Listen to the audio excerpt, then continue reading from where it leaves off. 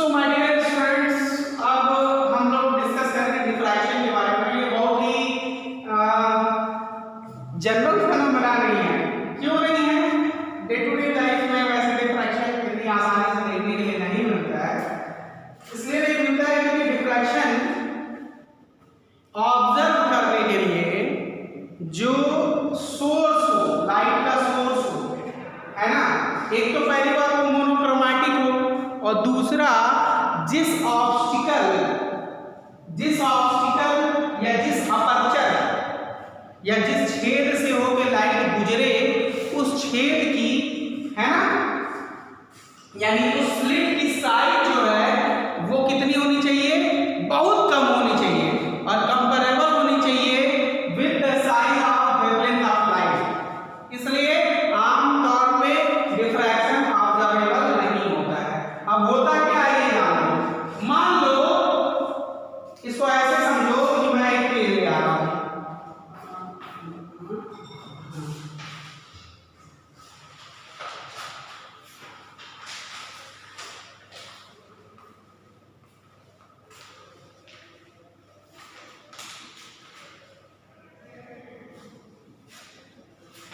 ये देखो इसके बीच में ये स्लिट है ना, ये स्लिट वैसे तो बहुत बड़ी है। ये स्लिट क्या है? बहुत बड़ी है। एक ऐसी स्लिट जो बहुत पतली हो, यानी दो ब्लेड अगर ले लो ना और दोनों ब्लेड को अगर सटा दो तो उसके बीच जो गैप बनेगा वो भी गैप बहुत ज्यादा होगा, उससे भी कम गैप, यानी जो स्लिट की साइज हो वो क्या हो? बहुत छोटी हो, इतनी छोटी हो कि उसका रेंज जो हो वो क्या हो कि कुछ माइक्रोमीटर्स में हो।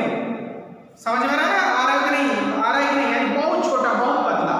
तो ऐसे में अगर मान लो मैं ये जो आप ऐसे समझो कि ये जो आपको दिख रहा है ना, ये स्लिट, इसके सामने अगर मैं टार्च जलाऊंगा तो टार्च अगर इसके सामने जलाऊंगा तो इसकी परछाई बोर्ड पे आपको कैसी दिखनी चाहिए? आप एक्सपेक्ट करोगे इसकी परछाई ऐसी दिखेगी, बड़ी सी, ऐसी चमकदार सी, है ना, ऐसी दिखेगी। ठीक है बेटा, आप क्या करोगे? ऐसे समझो कि ये जो स्लिट है इस पे हमने क्या किया? टार्च जलाया तो सामने, यानी सामने वो देख रहे हो ना, वो क्या, वो जो है तुमको एक ब्राइट, ये ब्राइट है, इसको मैंने रंग दिया है ब्राइट नहीं ना, इसकी इमेज ऐसी दिखेगी तुमको ब्राइट, बड़ी सी। यही एक्सपेक्ट करोगे ना आप? यही एक्सपेक्ट करोगे कि जब इस पे हमने टार्च जलाया तो इमेज वैसी मिलेगी वहां पे ब्राइट। लेकिन नहीं, ऐसा नहीं होता है। होता ये है कि ये जो देखो बेटा, ये इसका ये जो कॉर्नर है ना, इस कॉर्नर के दोनों तरफ लाइट क्या होगी? मुड़ जाएगी। इस कॉर्नर के, यानी ये लाइट जब इसके पार आएगी तो लाइट ऐसे सीधे नहीं जाएगी, बल्कि कॉर्नर्स पे क्या होगी? ये जो तुम्हारे कॉर्नर्स हैं, ये कॉर्नर, ये और ये कॉर्नर, इस कॉर्नर पे ऐसे फैल जाएगी, ऐसे फैल जाएगी, है ना। तो bending of light around the corner of any slit और ऑब्स्टिकल, ये एक ऑब्स्टिकल ही तो है इसके लिए, है ना। And casting geometrical shadows in the form of bright and dark fringes या bright and dark shadows is known as what? Diffraction. तो इसमें क्या होगा ना, आप देखोगे तुमको तो लगेगा कि इसकी एक ब्राइट इमेज केवल ऐसे मिलेगी और यही मिलेगी, लेकिन ऐसा नहीं होता है। जब डिफ्रैक्शन होगा तो देखोगे कि इसके बगल में यहाँ ब्राइट है, यहाँ अंधेरा होगा, इस तरीके से इसकी साइज थोड़ी छोटी होगी, ठीक है। फिर उसके बाद ब्राइट मिलेगा, ठीक है, फिर अंधेरा मिलेगा, इस तरीके से। और एक चीज यहाँ ध्यान दो, क्या ध्यान दे रहे हो कि यहाँ सारे लाइट फ्रिंजेस सेम नहीं है, साइज सबकी सेम नहीं है। सारे डार्क फ्रिंजेस की साइज क्या है? सेम नहीं है। और सारे डार्क फ्रिंजेस एक बराबर डार्क नहीं है। देखो ये है तो डार्क, लेकिन उतना डार्क नहीं जितना ये है। इसी तरह इधर भी आप देखोगे तो यहाँ आपको डार्क फ्रिंज मिलेगा, ठीक है।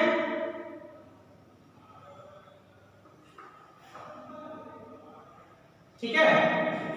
इसके बाद फिर यहाँ ब्राइट फ्रिंज मिलेगा, ब्राइट फ्रिंज मिलेगा, और ये जो ब्राइट फ्रिंज मिलेगा वो परफेक्टली ब्राइट नहीं होगा, जैसे ये है ये परफेक्टली ब्राइट नहीं होगा, थोड़ा उसकी ब्राइटनेस कम हो जाएगी, ठीक है, ऐसा समझिए।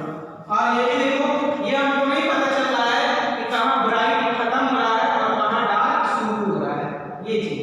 तो ये चीज आप ऐसे समझो कि जब हमने ये हमारा स्लिट है ना, very fine slit, whose size is comparable to the wavelength of light।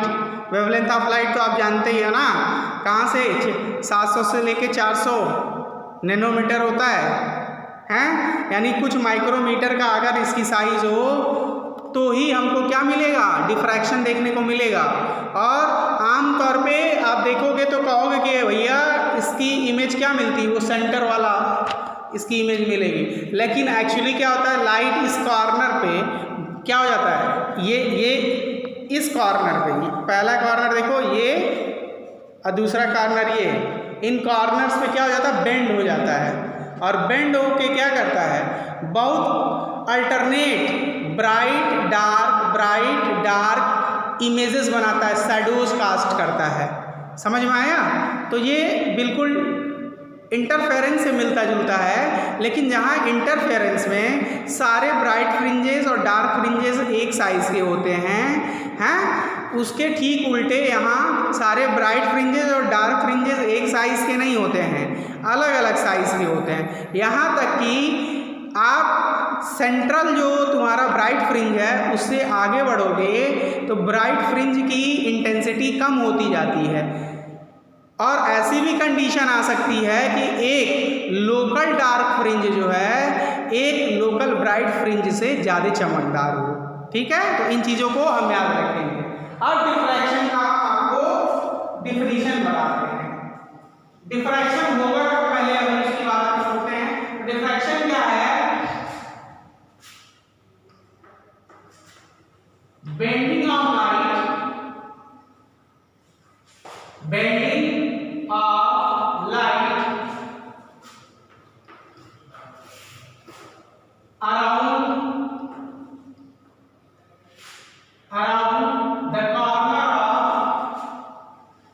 around the corner of any obstacle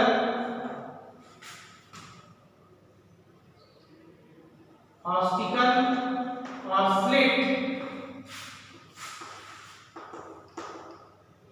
slit, ये स्लिट whose size is, मतलब जो स्लिट है या जो ऑब्स्टिकल इसके रास्ते में पड़ रहा है उसकी size is comparable to the wavelength of light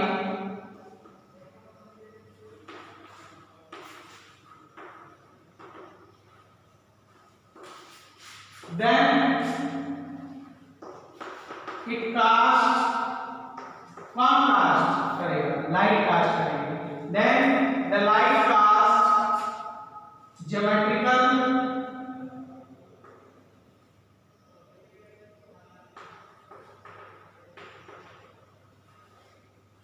shadows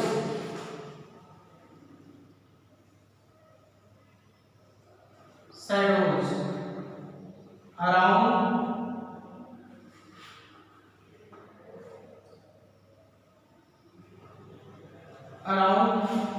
central maxima, ठीक है। दिस फेनोमेना या यही से शुरू करो, द फेनोमेना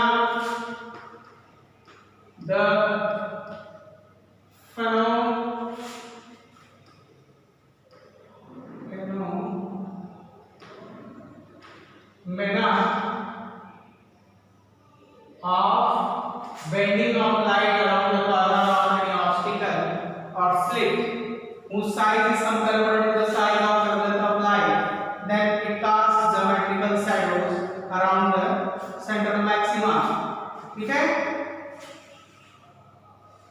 है, या केवल इतना लिखो, then it cast geometrical shadows.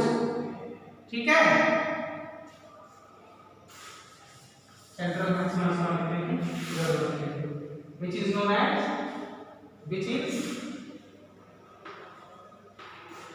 known as diffraction। तो डिफ्रैक्शन की पहली शर्त क्या है? पहली शर्त यही है कि साइज ऑफ स्लिट अगर इसको हम डी मान लें, साइज ऑफ स्लिट या obstacle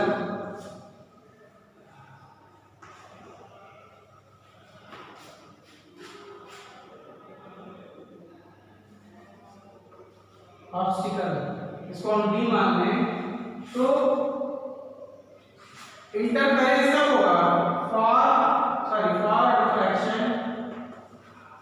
for diffraction d should be nearly equal to lambda, इससे कंपैरेबल होना चाहिए, है ना, तभी आपको डिफ्रैक्शन देखने को मिलेगा। आमतौर पर देखने को नहीं मिलता, इसका कारण यही है ना। आपको मैं डिफ्रैक्शन पैटर्न बना के दिखा दूंगा जब मेरे पास लेजर लाइट आएगी। वही लेजर लाइट जो रात में आप छत पे चढ़ के दूसरों को परेशान करने के लिए डिफरेंट टाइप ऑफ इमेजेस बनाते हैं अपनी छत से दूसरे की छत पे वॉल पे, वो लेजर मैं कहीं से ले आऊंगा और तब दो प्लेट्स के बीच जो फाइन स्लिट होगी उससे उस लाइट को गुजारूंगा और आपको दिखाऊंगा कि डिफ्रैक्शन क्या होता है। आप देखेंगे कि इमेज कैसे बनेगा। वो जो स्लिट है ना, स्लिट की इमेज ऐसे बनेगी ब्राइट, इसके किनारे ऐसे एक डार्क बनेगा, फिर ब्राइट बनेगा। ये जो ब्राइट होगा ये कंप्लीटली ब्राइट नहीं होगा, इसकी साइज भी थोड़ी छोटी हो जाएगी। फिर डार्क बनेगा, डार्क थोड़ा बड़ा हो जाएगा, है ना, और इसकी डार्कनेस भी उतनी नहीं रह जाएगी। इधर भी इस तरीके से ऐसे ये पैटर्न मिलेगा। ठीक है, ये ब्राइट, ये कंप्लीटली ब्राइट नहीं रह जाएगा और ये डार्क, इसकी साइज बढ़ती रहेगी, ये भी डार्क है। तो ये ब्राइट है, ये डार्क है, ये भी ब्राइट है, ये डार्क है, ये क्या है, डार्क है, ये ब्राइट है, ये भी डार्क है। आप देख रहे हो कि सारे ब्राइट फ्रिंजेस की साइज बराबर नहीं है, सारे ब्राइट फ्रिंजेस की इंटेंसिटी यानी चमक बराबर नहीं है। यहाँ तक कि तो आप देख रहे हो कि ये वाला डार्क फ्रिंज, ये वाला डार्क फ्रिंज, ये वाला डार्क फ्रिंज जो है इस वाले डार्क फ्रिंज से ब्राइटर है। तो यानी कुछ ब्राइट फ्रिंजेस क्या होंगे, कुछ डार्क फ्रिंजेस से कम चमकदार होंगे, ऐसा भी होगा। ठीक है, इसको हम सेंट्रल मैक्सिमा बोलेंगे। और ये भी आप देख लो, जहां इंटरफेरेंस जब होता था तो यहाँ ब्राइट है, जस्ट जहां ब्राइट खत्म होता था वहीं से डार्क शुरू होता था, याद आ रहा है ना। तो there was sharp distinction between dark and bright fringe. जब भी डिफ्रैक्शन में जो हमको ब्राइट और डार्क फ्रिंजेस मिल रहे हैं उनमें क्या है, there is no such sharp distinction between bright and dark fringes. हमें नहीं मालूम है कहां से ब्राइट जा रहा है और कहां से डार्क शुरू हो जा रहा है। ठीक है, इन चीजों को हमको समझना है। डिफ्रैक्शन के बारे में हमने आपको बताया। अब हम आगे एक्सपेरिमेंटल सेटअप करेंगे और कैलकुलेशन करेंगे द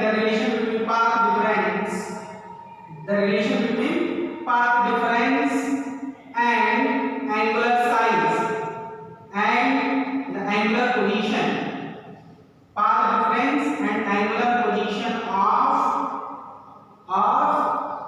fringes, ठीक है, in the diffraction। चलिए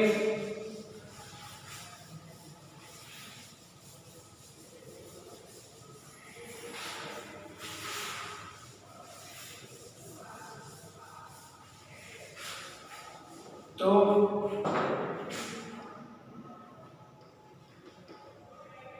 relation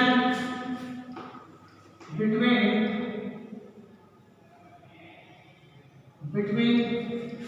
angular position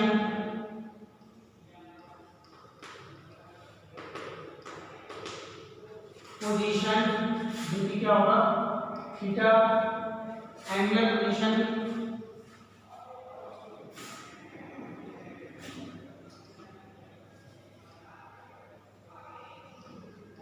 position wavelength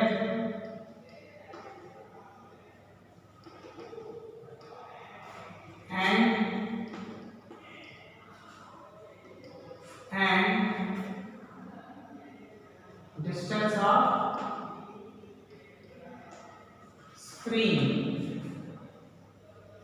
from slit। तो ये सिंगल स्लिट एक्सपेरिमेंट है या इसी को आप क्या कह सकते हैं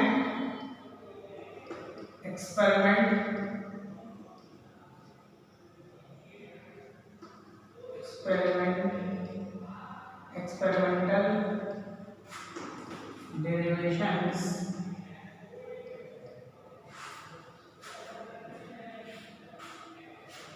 for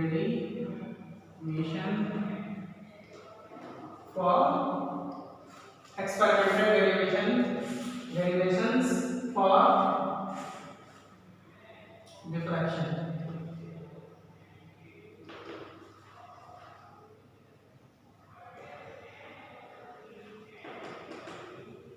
ये भी लिख सकते हैं दोनों एक ही चीज है, ये रिलेशन बताएगा। तो यहां देखो एक सिंगल स्लिट होगा जहां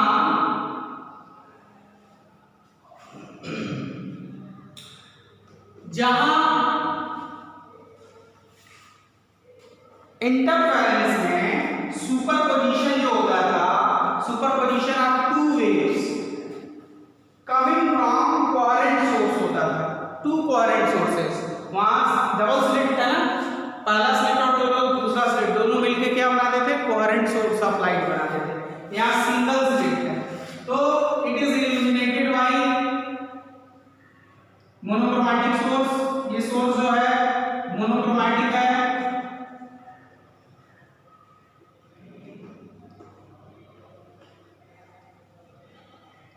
ठीक है। ये जो स्लिट की साइज है डी है, साइज ऑफ स्लिट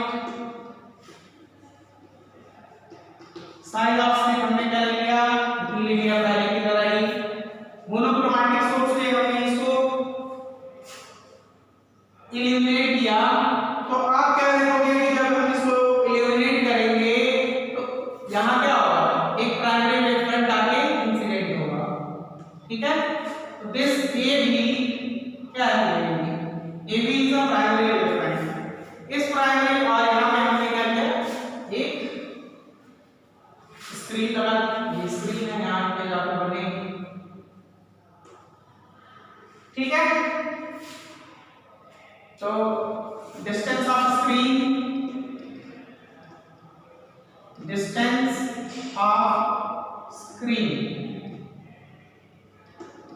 बी कहां से, फ्रॉम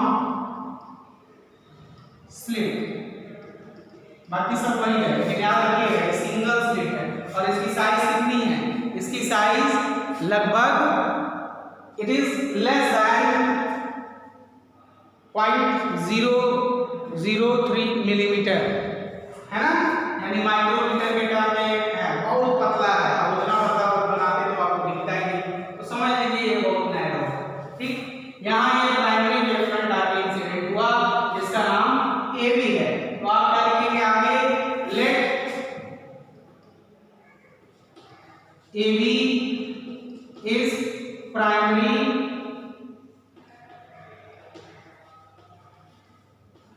वेव फ्रंट कहां इंसिडेंट हो रहा है, इंसिडेंट ऑन, कहां इंसिडेंट हो रहा है, incident on slit, fine slit. वहां पे हमने इसको इंसिडेंट करा दिया, खत्म हुआ।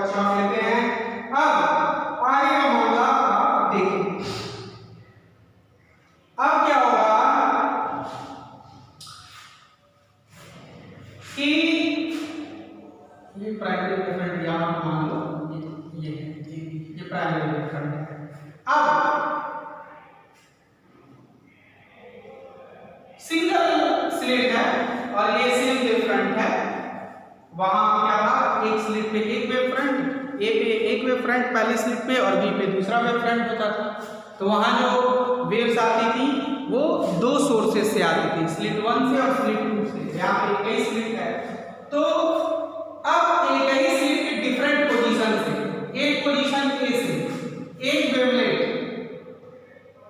ये पॉइंट 2 है मान लो, यहाँ से इसके बीचों बीच से अगर हम एक नॉर्मल ड्रॉ करें तो बीचों बीच है, चलिए इसको थोड़ा छोटा करें, ये अब बीचों बीच है, ये आपका डिफरेंट है, ठीक है। तो एक वेवलेट ए से ओ तक गया और दूसरा वेवलेट बी से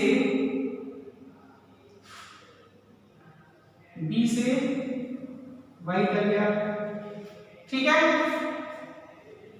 तो ओ जो होगा ये पॉइंट ऑफ क्या होगा, मैक्सिमा होगा। क्यों होगा, क्योंकि पाथ डिफरेंस 0 है। यहां क्या आप लिखोगे केस 1, अब यहां से केसेस चलाएंगे। केस 1, वेवलेट फ्रॉम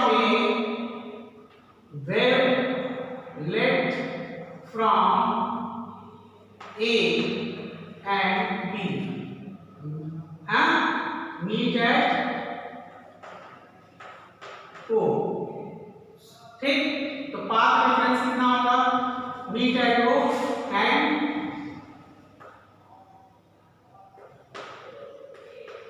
इंटरफेरेंस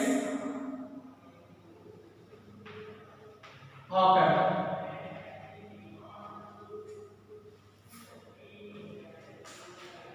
तो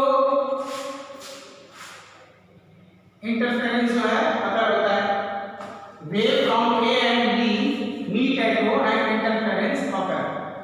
तो इंटरफेरेंस होता है, तो आप जानते हैं कि जब इंटरफेरेंस होता है और पाथ डिफरेंस 0 होता है तो वहां क्या मिलता है, ब्राइट रेज, तो ये सेंट्रल मैक्सिमा होगा। तो केस 1 में वो क्या मिलेगा, सेंट्रल मैक्सिमा मिलेगा, इसकी साइज सबसे बड़ी होगी, ठीक है, ब्राइट रेज मिलेगा। तो आप लिखोगे पाथ डिफरेंस,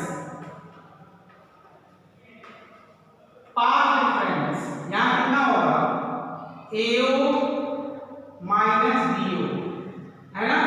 और पहले से ही गिवन क्या है, गिवन है कि AO is equal to BO है, बराबर होगा ना। नाप के आप देख लीजिए कहां से आ रहा है, यहीं से आ रहा है, तो ये कितना होगा 0। तो आप लिखेंगे हेंस, आप जानते हैं इंटरफेरेंस में कि पाथ डिफरेंस अगर 0 है, हेंस सेंट्रल मैक्सिमम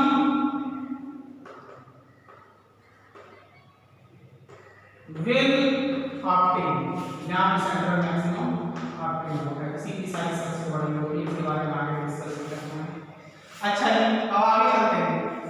अब देखिए कोई एक रैंडम पॉइंट यूज कर लिया P, अब P जो है क्या पॉइंट ऑफ मैक्सिमा होगा कि मिनिमा होगा, ये डिपेंड करेगा कि जो डिफरेंट, जैसे एक लाइट वेव मान लो, जैसे कहां से गया, यहां से ए से गया ऐसे, ठीक। Another light wave second half से गया यहां से ऐसे, ये दोनों इंटरफेयर कर रहे हैं, ठीक है, ये दोनों इंटरफेयर कर रहे हैं। और याद रखिएगा कि P पे जो वेवलेंथ है आपकी, P पे जो पाथ डिफरेंस आएगा वो क्या आएगा, लैम्डा आएगा, ठीक है। तो उस पे अभी हम आगे चलते हैं, याद रखिए इन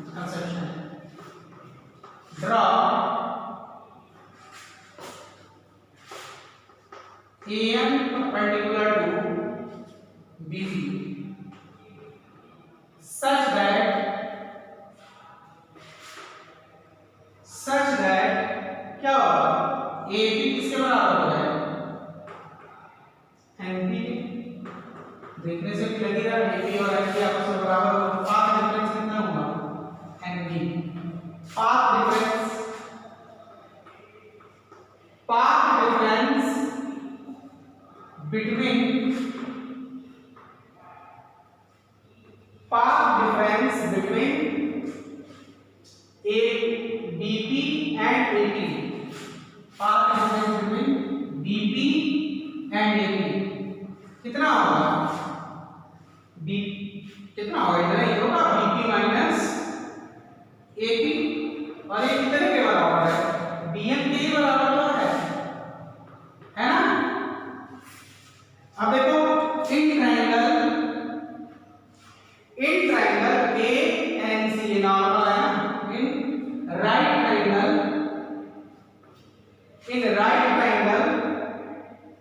A and B, right triangle in right triangle ABN, sin theta is equal to perpendicular कौन है? BN है, और साइड ये क्या है? हाइपोटेन्यूज आपका क्या है? D है ना, साइड ऑफ स्लिट तो D, तो path difference BN is equal to हमारे पास कितना आ गया? D sin थीटा, यहां तक हमारा मामला फिट हो गया, ठीक है? DN sin theta for small angle, अब ये हमारा हो गया पहला इक्वेशन। चलिए अच्छा जी, अब आगे चलते हैं। तो ये जो पाथ डिफरेंस है वो अगर पाथ डिफरेंस जो है वो अगर कितना हो? लैम्डा हो, तो हमको डार्क फ्रिंज मिलेगा। क्यों मिलेगा अभी मैं बता रहा हूं ना, यहां तक आपने कर दिया, आगे ये मैं बता रहा हूं, आगे हम इधर चलेंगे।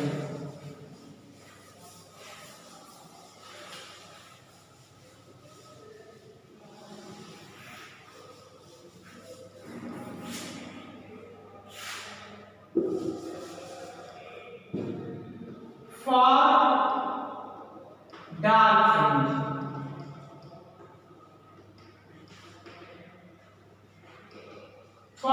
फ्रिंज ध्यान से समझिएगा, और फर्स्ट डार्क फ्रिंज, ठीक है?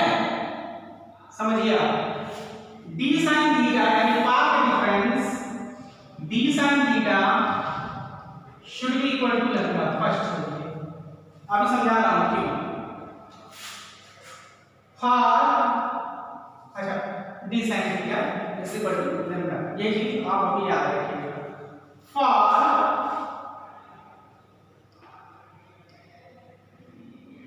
स्मॉल एंगल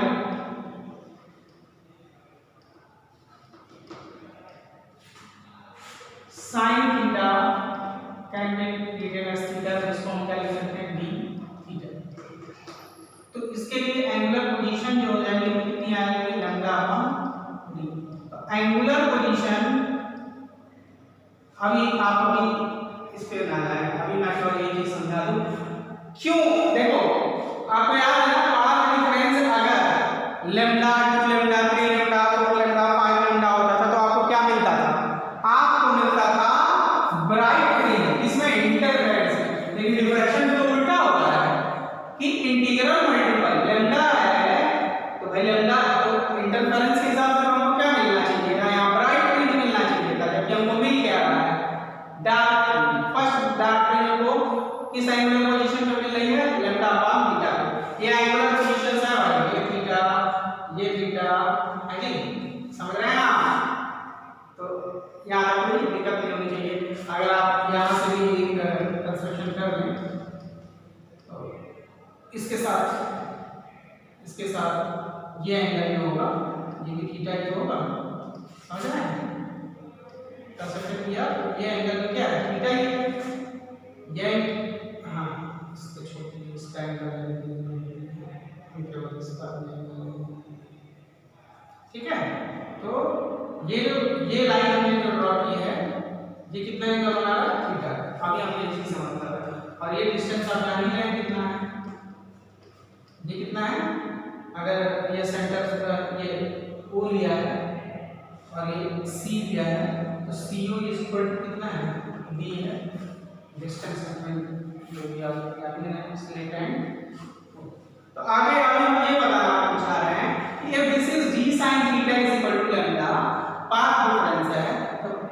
इंटीग्रल मल्टीपल के लिए हमको क्या मिलता है यहाँ पे? डार्क ब्राइट फ्रिंज मिलता है। लेकिन ब्राइट आखिर क्यों यहाँ डार्क फ्रिंज मिल रहा है? आप समझिए इस चीज को कि मान लीजिए ये जो हमको ये वेवफ्रंट है ना, इस वेवफ्रंट को हम इक्वली दो पार्ट में बांट लेंगे। कौन सा? एक AC, आधा पार्ट कौन सा है?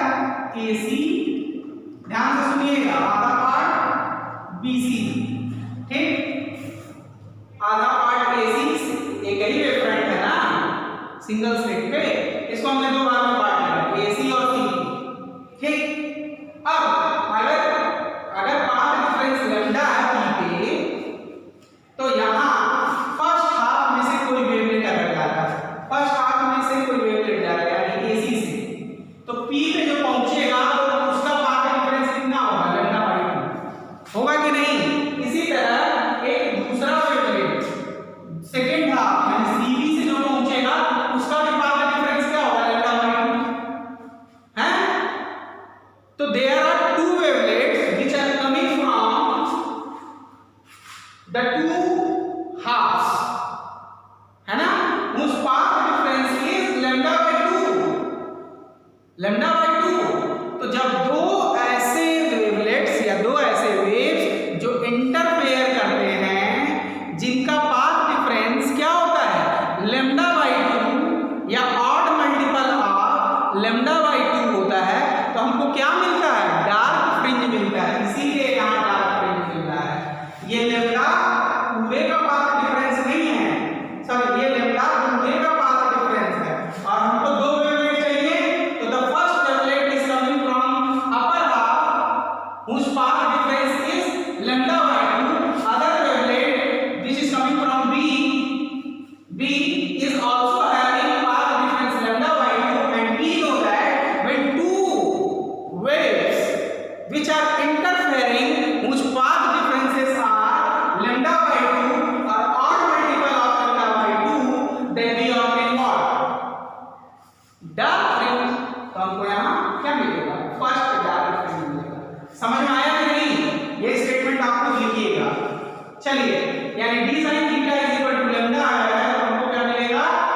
डार्क फ्रिंज मिलेगा। तो ये एंगुलर पोजीशन हो गई फर्स्ट फ्रिंज की। जनरल इक्वेशन अगर इसका लिखते, general equation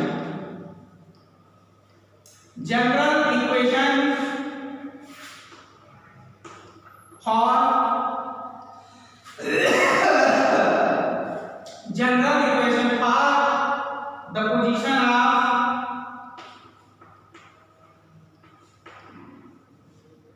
and general equation for angular position में क्या साइज में दिया angular position of dark fringe. तो जाहिर सी बात है, तब आप क्या लिखते हैं यहाँ? यानी d theta is equal to क्या लिखते हैं? n लैम्डा लिखते हैं, है ना? यानी थीटा इज इक्वल टू क्या लिखते हैं आप? n lambda upon d। यानी आपको डार्क फ्रिंजेस कहाँ मिलेंगे? पोजीशन ऑफ डार्क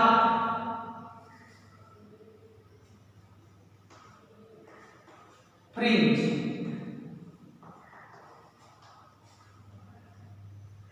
कहाँ मिलेगा? देखो n इज इक्वल टू 0 यहाँ नहीं लेना है, याद रखना है। यहाँ n की वैल्यू हमको कहाँ से शुरू करनी है? n की वैल्यू करनी है हमको 1 से, 1 2 3 से लेके जहाँ तक जाने का मन होगा। तो पहला हमको कहाँ मिलेगा? लैम्डा बाई d पे मिलेगा, है। दूसरा कहाँ मिलेगा? 2 लैम्डा अपॉन d पे मिलेगा, ठीक। तीसरा हमको कहाँ मिलेगा? 3 लैम्डा अपॉन d पे मिलेगा। चौथा कहाँ मिलेगा? जानते ही हो, n की वैल्यू बढ़ाते हैं। तो आप देख रहे हो ना, जिन जगहों पे हमको क्या मिलता था? ब्राइट फ्रिंज मिलता था, वहां हमको डार्क फ्रिंज मिल रहा है। क्यों मिल रहा है? आपको समझ में आ गया। अगर मान लो यहाँ d sin theta is equal to, यानी हमको क्या करना है? n लैम्डा ना, तो अगर d थीटा हमको क्या चाहिए? हमको चाहिए सेकेंडरी, हमको सेकेंड डार्क फ्रिंज चाहिए। तो यहाँ लैम्डा की जगह हम क्या रखते हैं? 2 लैम्डा। तो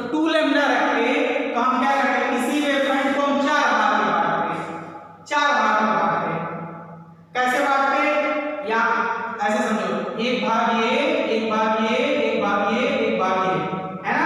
तो देखो एक भाग ये, एक भाग ये, एक भाग ये, एक भाग ये, हैं? तो 2 लैम्डा है तो उसके दुगने भाग में बांट दो। वेवलेंथ जितना है उसका ठीक दुगना कर दो, उतने पार्ट्स में वेवफ्रंट को बांट दो। तो अगर ये सेकंड फ्रिंज की पोजीशन हमको फाइंड करनी है तो d sin theta equal to क्या होता है? 2 लैम्डा।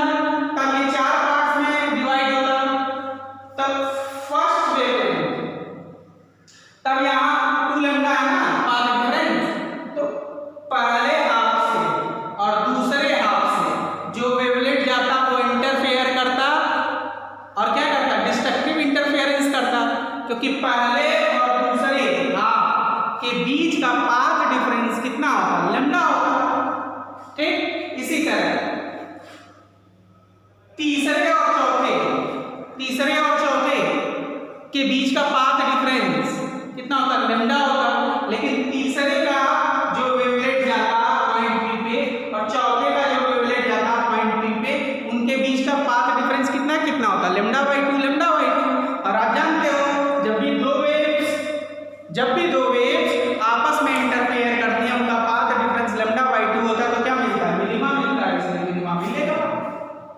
तो these are the angular position for the minima, ये एंगुलर पोजीशन है फॉर द मिनिमा। ठीक है, चलिए अब आगे की तरफ चलते हैं, पोजीशन ऑफ मैक्सिमा पे डिस्कशन करते हैं। तो ये जनरल इक्वेशन हो गया, this is the general equation for what? This is the general equation for position of dark fringe. ठीक है, हाँ, तो ये आपको याद रखना है, ये चीज, ये इंपॉर्टेंट है। चलिए अब आगे चलते हैं और आगे की तरफ चलेंगे और अब बात करेंगे, इधर ही बात कर ली जाए क्या भाई? यही बात कर लेते हैं।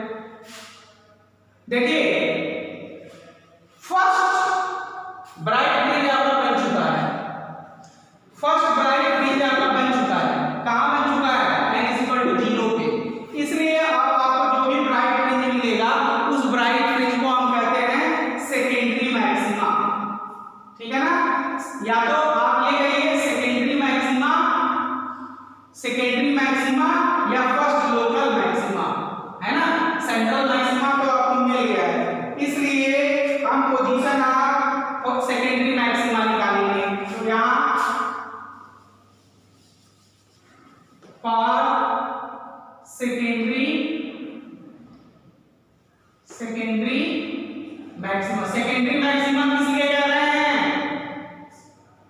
इसी को हम ऐसे भी लिखते हैं फर्स्ट लोकल मैक्सिमा कहते हैं। तो फर्स्ट सेकेंडरी इसको सेकेंडरी मैक्सिमा इसलिए कह रहे हैं कि ऑलरेडी एक मैक्सिमा आपको सेंटर पे तो मिल ही गया है। ठीक, अब देखिए मामला, तो पाथ डिफरेंस इस कंडीशन में जो अगर आपको फर्स्ट सेकेंडरी मैक्सिमा चाहिए तो पाथ डिफरेंस आपका कितना होना चाहिए? 3 लैम्डा बाई 2 पहला, है ना? Path small angle sin theta is equal to theta और d theta is equal to, उनको यहां पे रखना पड़ेगा 3 लैम्डा बाई 2।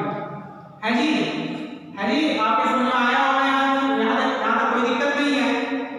अब सवाल ये होता, अभी इधर नीचे देखिएगा क्योंकि ये तो अच्छा, चलिए आप general equation for the angular position of bright fringe,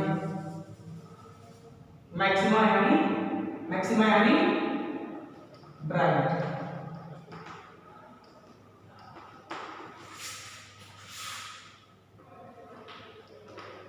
ठीक है, तो general equation for the angular position of bright fringe या मैक्सिमा,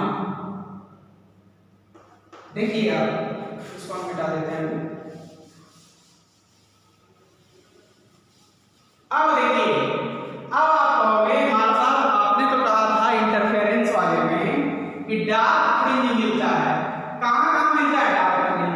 जब लैम्डा बाई 2 हो, 3 लैम्डा बाई 2 हो, 5 लैम्डा बाई 2 हो, 7 लैम्डा बाई 2 हो या odd multiple of lambda by 2 हो, तो हमको डार्क फ्रिंज मिलेगा। लेकिन यहाँ तो आप पढ़ा रहे हैं कि डिफ्रैक्शन में अगर पाथ डिफरेंस जो है वो 3 लैम्डा बाई 2 है तो ब्राइट फ्रिंज देखिए समझिए, ध्यान दीजिएगा, हमने आपको क्या सिखाया, एक्सप्लेनेशन करते समय पाथ डिफरेंस जो दिया हुआ है ना, ये आपका जो इंसिडेंट वेव फ्रंट है,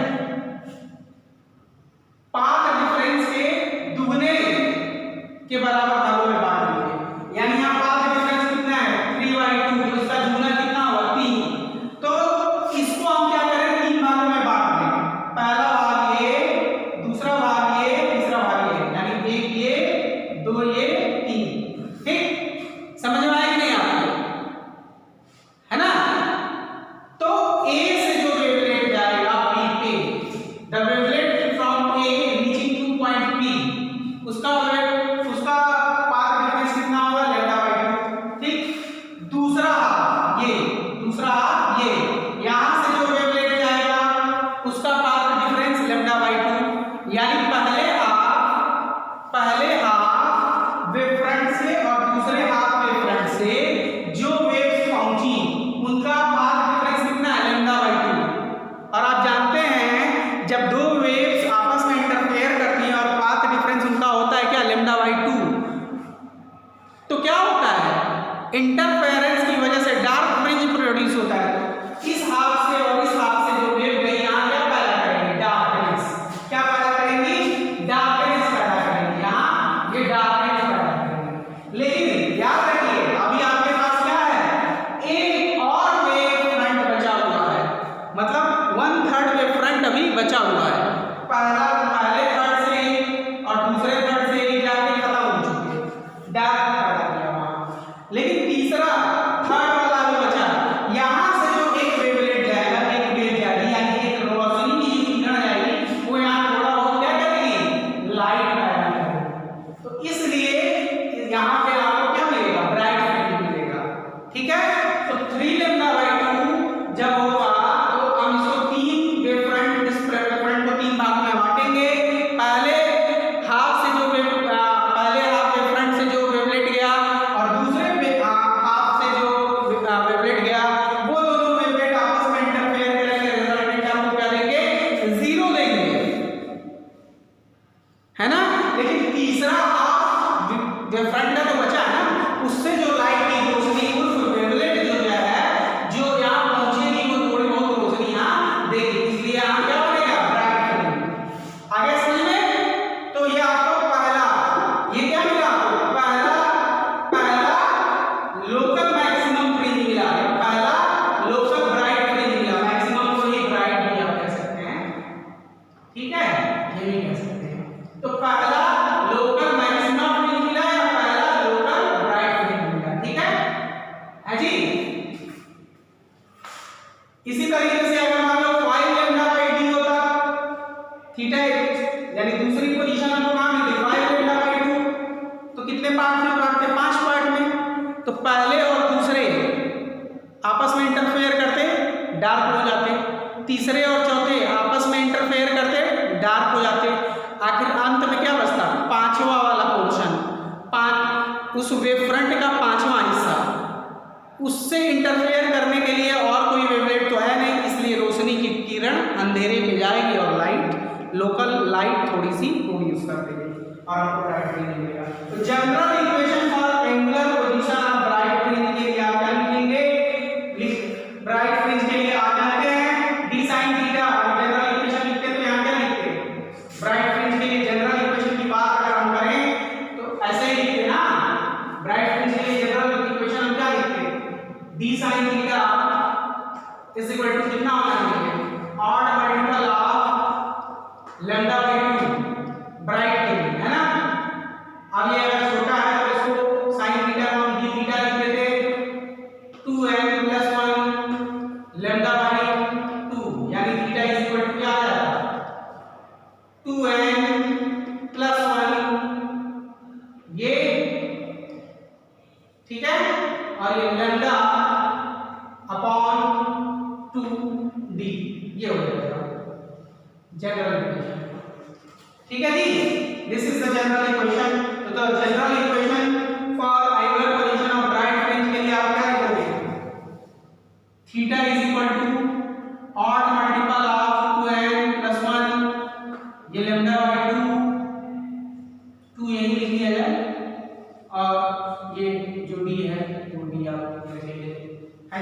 तो ये फार्मूला हो जाएगा।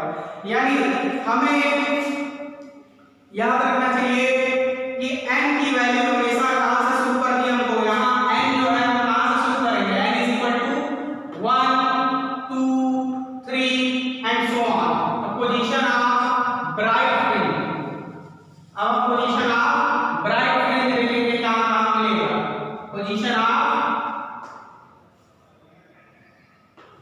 ब्राइट फ्रिंज कहां मिलेगा, देखो बच्चों शुरू करते हैं। पहला कहां मिलेगा, n इज इक्वल टू अगर 1 रखते हैं, 1 रखेंगे तो कितना लगेगा 3 लैम्डा बाय 2 d, यानी पहला पोजीशन हमको कहां मिलेगा 3 लैम्डा बाय 2 d।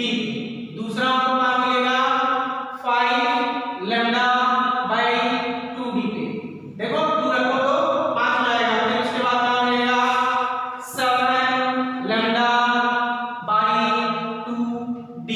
तो these will be the position, angular position of the dark fringes।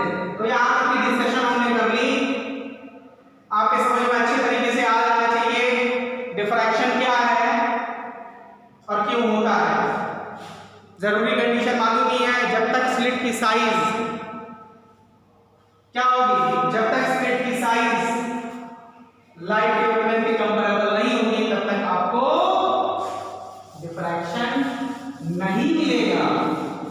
अब हम आपको एक चीज और बताते हैं, डिफ्रैक्शन की एक और डेफिनेशन बताते हैं।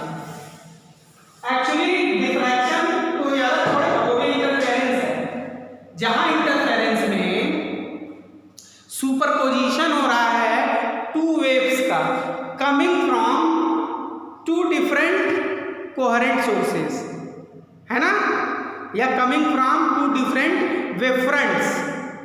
वही आप देख रहे हो, ये जो डिफ्रैक्शन है, डिफ्रैक्शन भी क्या है, diffraction is the interference of two waves coming from same wave front, different wave front से नहीं, coming from same wave front from different positions.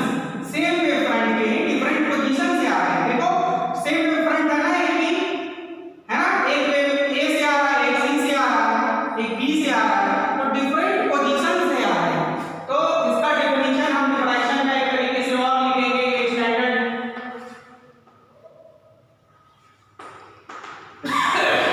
Definition है। डिफ्रैक्शन क्या है, it is a kind of interference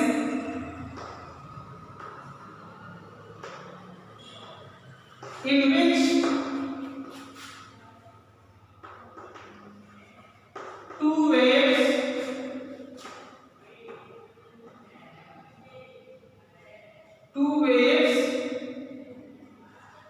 undergoes interference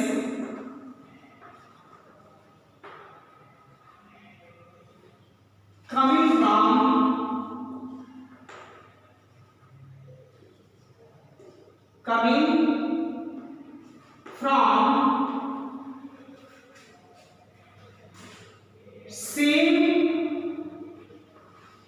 from same wave front,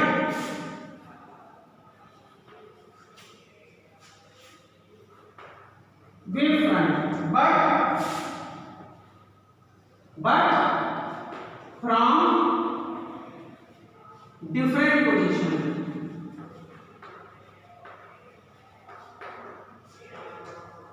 definition ये नहीं होगी, समझ में आया आप लोगों को कि डिफ्रैक्शन क्या है। It is a kind of interference in which two waves, देखो एक वेव ए एक wave A are coming, two waves undergoes interference, है ना, विच आर कमिंग फ्रॉम, यहां पे लगा लो, which are coming from same wave front, इसी वेव फ्रंट के से आ रहे हैं बट डिफरेंट पोजीशन से आ रहे हैं, ए से, सी से या बी से। समझ में आया, तो उसको डिफ्रैक्शन कहेंगे। अच्छा, यहां तक का तो मामला निपट गया सारी चीजें। अब कुछ आगे भी अब डिफ्रैक्शन में हम आगे जो पढ़ेंगे डिफ्रैक्शन को एक लेक्चर और हम देंगे। थोड़ी सी चीजें आपको बतानी है कि साइज ऑफ